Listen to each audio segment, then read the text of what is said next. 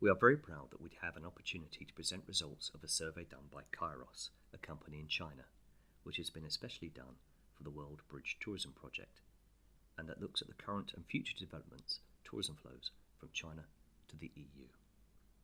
This will be followed by a presentation from COTRI. This is about the characteristics of the demand structure of different segments of the Chinese market and the resulting opportunities from the European small and medium-sized enterprise tourism service providers. After that, we will have the first session of questions. We have received a lot of questions beforehand. Thank you very much to those of you who sent questions, and as we have said, we will try to answer as many as possible. After the Q&A, I will then talk about the specific structure of the Chinese tourism industry and how to be successful in your interactions with Chinese business partners. So, let me start by talking about the results of the recent Kairos survey, which was done in a very interesting way. The survey was completed in December 2016, and it completed with what is called netnography. This means looking at the contents of blogs and forum posts and so on via Chinese social media.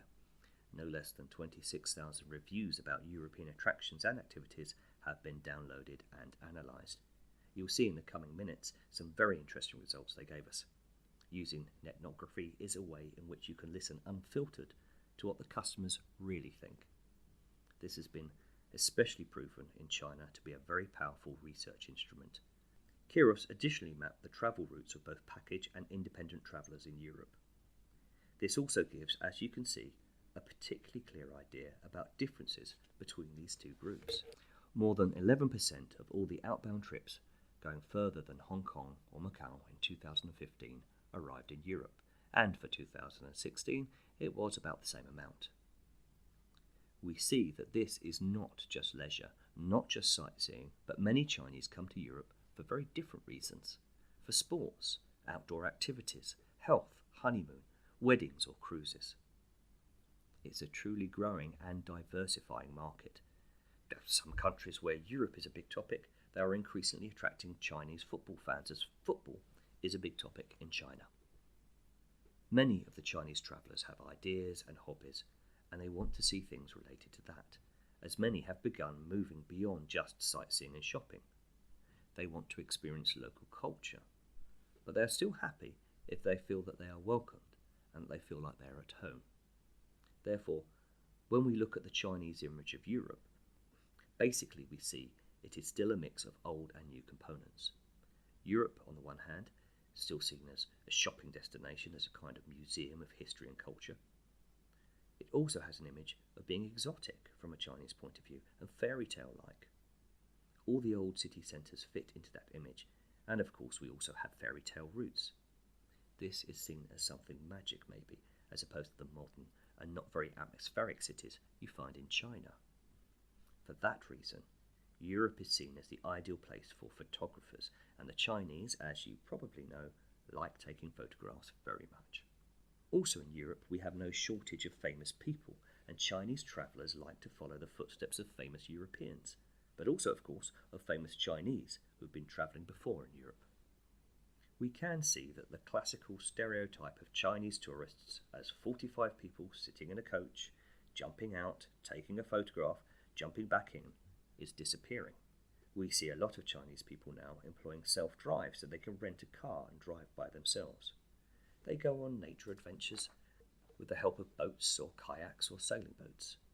They do walking tours both in nature as well as the city tour, and of course biking also becomes more popular again, especially for younger Chinese tourists. So what are they wishing for? They are looking for new things and new products, a product which they can dream of. Very strong at this point is that they want to interact with local life. There is of course always a question of language barriers, but also a question of openness from our side. Europe is seen as a quiet and relaxing place compared to the stress you have in China, and also if there is some local story connected to China, this will be very welcome.